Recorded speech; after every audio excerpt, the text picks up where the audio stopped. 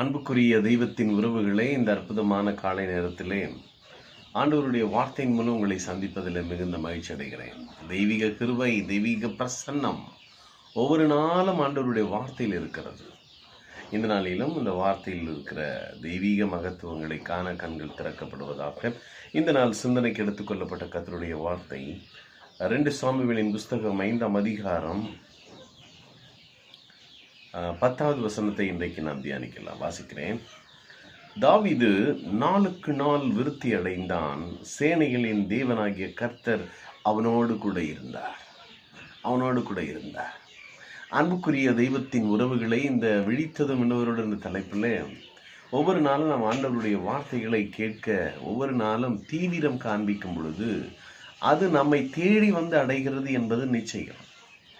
வார்த்தையை கண்டுபிடித்தால் ஜீவன் உண்டு, உடலுக்கெல்லாம் அது ஆரோக்கியம். ஆகவே எப்பொழுது ஒரு மனிதன் வேதத்தினுடைய மகத்துவங்களை காண விரும்புகிறானோ அவன் மகத்துவமாக இருப்பான். அது அவனை மகத்துவப்படுத்த சொல்லுவாங்க. பழைய காலத்துல எல்லாம் இந்த வேதத்தை தூக்கி சுமந்தீங்கன்னா அது உன்னங்களை ஒரு நாள் சுமக்கும் அப்படின்வாங்க. சில வெக்கப்படுவாங்க பைபிள் எடுத்துன்னு போகிறதுக்கு. கடந்த நாட்கள் கூட நான் ஒரு ஆலயத்துக்கு போய் பிரசங்கம் பண்ண போகும்போது பஸ்ஸில் பார்த்த ஒரு அம்மா அப்படியே வேதத்தை எடுத்துக்கிட்டு பஸ்ஸில் ஏறந்தான் நான் பார்த்தேன். வேதத்தை நேசிக்கிறவர்களுக்கு மிகுந்த சமாதானம் உண்டு. வேதத்தை நேசிக்கிறவர்களுக்கு அது அவர்களுக்கு வழி காண்பிக்கும். அது ஜீவனாக மாறுகிறது. ஜீவ வார்த்தைகளை இன்றைக்கு நாம் இந்த சிந்திக்கும் பொழுது ஒரு பெரிய மாற்றம் நமக்குள்ளே உண்டாகிறது. உள்ளான மனுஷனிலே நாளுக்கு நாள் வல்லமையை பலப்படுகிற அனுபவம். இங்கே நாம் பார்க்கும்பொழுது தாவீதை குறித்து ஒரு சாட்சியின் அனுபவங்களை இங்கே எழுதி வைத்திருக்கிறதை பார்க்கலாம். இது எந்த டூப்பெல்லாம் கிடையாது. உண்மை, ரியலி 100% உண்மையான ஒரு சத்தியம். அதனால தான் சத்திய வேதம் என்று சொல்லப்பட்டிருக்கிறது. பரிசுத்த வேதம் இது உங்களை பரிசுத்தமாக்கும், சத்தியத்துக்குள்ளே நடத்தும். இங்கே என்னன்னா, தாவீது நாளுக்கு நாள் விருத்தி அடைந்தான். சில வாழ்க்கையில் பார்த்தீங்கன்னா நாளுக்கு நாள் நெகட்டிவாகவே போயிட்டு இருக்குது. ஃபெயிலியர் ஆகிட்டு இருக்கிறேன். ஒரு வருமானமும் மற்ற விஷயத்தில் எல்லாம் நான் வளர்கிற மாதிரியே தெரியலையே. நிறைய இந்த வருஷம் ஃபுல்லாக எனக்கு ஆரம்பத்தில் 1ஆம் மாதம் ஆரம்பித்தேன் பிரதர். இந்த 6 மாதமாக பார்த்தீங்கன்னா ஒன்றுமே இல்லை. இந்த 7ஆம் மாதம் வந்துச்சு. அப்போ கூட இப்படியே சிலருடைய வாழ்க்கை நகர்ந்து கொண்டிருக்கிறது. காரணம் என்ன தெரியுமா? நாளுக்கு நாள் விருத்தி அடைவதற்கு சேனைகளின் தேவனாகிய கர்த்தரோடு கூட இருக்கிற ஒரு அனுபவம் முக்கியம். கர்த்தரோடு கூட இருந்தார். நாளுக்கு நாள் அவன் விருத்தி அடைந்தான். எனக்கு தாவீதனுடைய தவறான கேரக்டர்களும் இருக்குது, நல்ல சுபாவங்களையும் நான் பார்க்கிறேன். ஏன்னா நமக்கு பகுத்தறிவுன்னு தேவன் கொடுத்துருக்குறா பாருங்க. எது எடுக்கணும்னு அதை மட்டும் நம்ம எடுக்கணும். வேதம் அப்படி தான் எழுதி வைத்திருக்கிறது. அந்த ஸ்டைலில் தான் இருக்குது. நீங்கள் அப்படியே பார்த்து இவருக்கே இத்தனை பொண்டாட்டி நம்மளும் பொண்டாட்டி வச்சுக்கலாமா? அப்படிலாம் கிடையாது. தேவன் தீர்மானித்திருக்கிற அவருடைய தீர்மானத்தை புரிஞ்சுக்கணும். அவரை குறித்த அறிவை நீங்கள் புரிஞ்சுக்கிட்டீங்கன்னா தெளிவாக உங்களுக்கு போதிக்கிறத நீங்கள் பார்க்கலாம். ஆவியானவருடைய வேலை அதுதான். அழகாக நமக்கு கற்றுக் கொடுப்பார், டிக்டேட் பண்ணுவார். எல்லாமே அதாவது உந்துவித்து டிக்டேட் பண்ணி தான் எழுதியிருக்கிறாங்க வேதமே. அப்படி தான் 40 நபர்களால் எழுதப்பட்டது. ஏதோ கதை அந்த காலத்தில் அப்படிலாம் கிடையாது.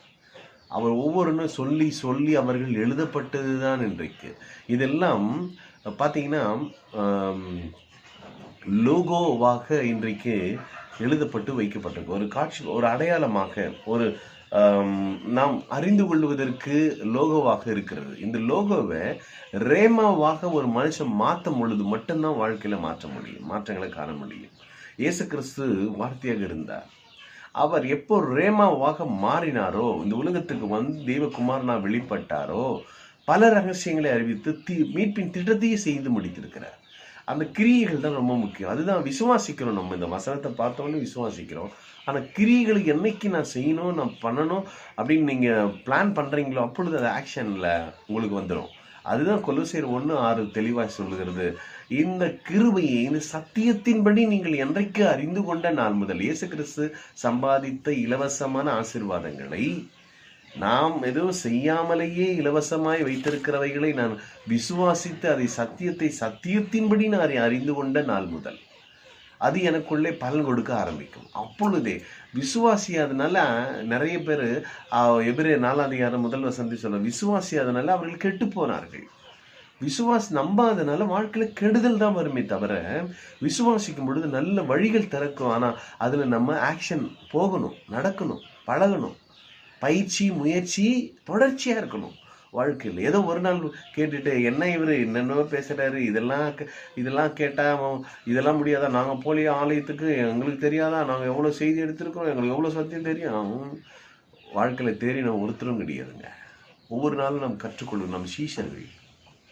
தேவன் கற்றுக்கொண்டே இருக்கிறார். இன்னைக்கு எனக்கு ஜீவனை கொடுத்திருக்கிறாரு, இன்னைக்கு என் வாழ்க்கையை கண் விழித்து நிற்க கிருபை செய்தாரே, நன்றி சொல்லி இன்றைக்கு தேவனுடைய வார்த்தைகள், தேவன் என்கிட்ட எனக்கு கொடுக்குற ஆலோசனை என்ன அப்படின்னு நீங்க ஒரு வாஞ்சி, ஒரு தாகம், ஒரு விருப்பத்தோடு இருந்தீங்கன்னா உங்க வாழ்க்கையில அவைகள் வந்து சேரும் என்பதில் எந்த விதமான மாற்றம் அல்ல.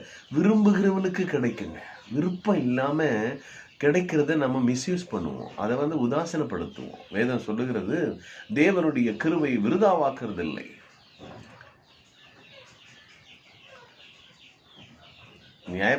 ஒரு வசனம் எனக்கு ஞாபகம், வசனத்தை வாசிக்கிறேன். கலாத்தியர்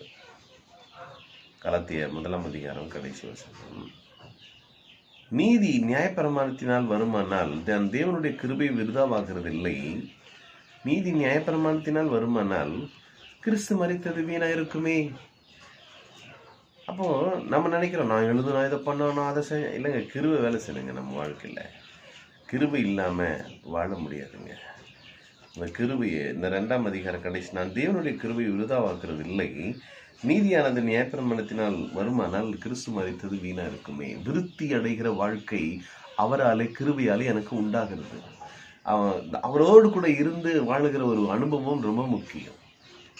விருத்தி அடையணும் அப்படின்னா, வாழ்க்கையில் வளரணும், ஸ்டெப் பை ஸ்டெப்பாக நான் கொஞ்சம் கொஞ்சமாக, எடுத்த உடனே அப்படியே பெருசாக நான் மேலே போய் உட்காந்துருந்தோம் அப்படின்னு நினைக்கிறாங்க நிறைய பேர்.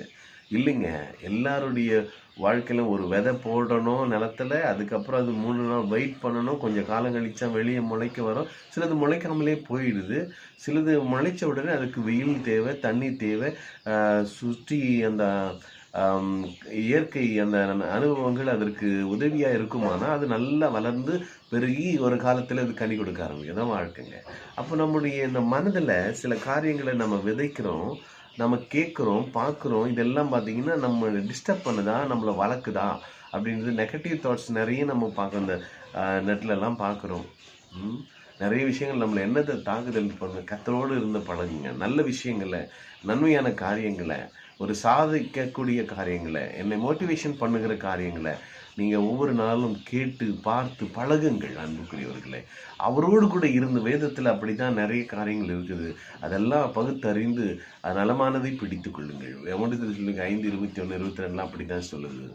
எல்லாவற்றையும் சோதித்து பார்த்து நலமானதை பற்றி கொள்ளுங்கள். கர்த்தர் உங்களை இந்த நாளிலும் தாவீதை விருத்தி அடைய செய்த தேவன் அவரோடு கூட இருக்கிற உங்களுக்கும் உங்கள் வாழ்க்கையிலே விருத்தியான வாழ்க்கையை கட்டளையிடுவாராக. ஜெபிக்கலாமா? ஜெபிப்போம்.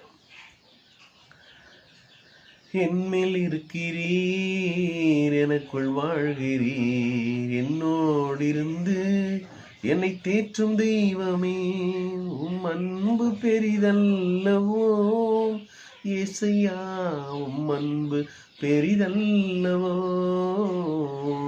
உமது அன்பிலே நாங்கள் வளர்ந்து வருகிறோம், உமது அன்பிலே நாங்கள் செழித்து வருகிறோம். இனிமையான நேரம், இன்பமான நேரம், உம் திருவார்த்தை அறிவதே இயேசையா, உம் திருவார்த்தை அறிவதே. ஆமாண்டவரே, உம்மை அறிகிற அறிவிலை நாங்கள் விருத்தி அடைந்து நாளுக்கு நாள் கொலோசியர் 1:10 நற்கிரிகளை செய்து உம்மை அறிகிற அறிவிலை நாங்கள் விருத்தி அடைந்து உமக்கு நாளுக்கு நாள் உமக்கு பிரியமுண்டாக எங்களை நடத்துங்கப்பா. ஆண்டவரே, உண்மை அறிகிற அறிவு மட்டும் அல்லப்பா. எபேசியரில் கெட்ட வார்த்தை உங்கள் வாழ்ந்து புறப்பட வேண்டாம். பக்தி விருத்திக்கு ஏதுவான நல்ல வார்த்தை உண்டானால் கேட்கிறதுக்கு அவைகளையே பேசுங்கள் என்று சொன்னது போல நாங்கள் பார்ப்பது, கேட்பது, செய்வது, பேசுவது எல்லாமே பக்தி விருத்தி அடைவதற்கு, விருத்தி அடைவதற்கு, எங்கள் வாழ்க்கையை இன்னும் வளமாக மாற்றுவதற்கு ஏதுவானதாக ஆண்டவர் அமைய உதவி செய்யுங்கப்பா. நீங்க நடத்துங்க, கற்றுக் கொடுத்தீங்க. நன்றி. இயேசுவின் நாமத்தில் ஜெபித்தோம் எங்கள் ஜெபங்களை கேட்டு நல்ல பிதாவே. ஆமேன். கர்த்தர் நல்லவர். தொடர்ந்து வார்த்தைகளை பற்றி கொள்ளுங்கள், வாழ்விலை மாற்றங்களை. Bless you all. Have a wonderful day. Thank you. Bye.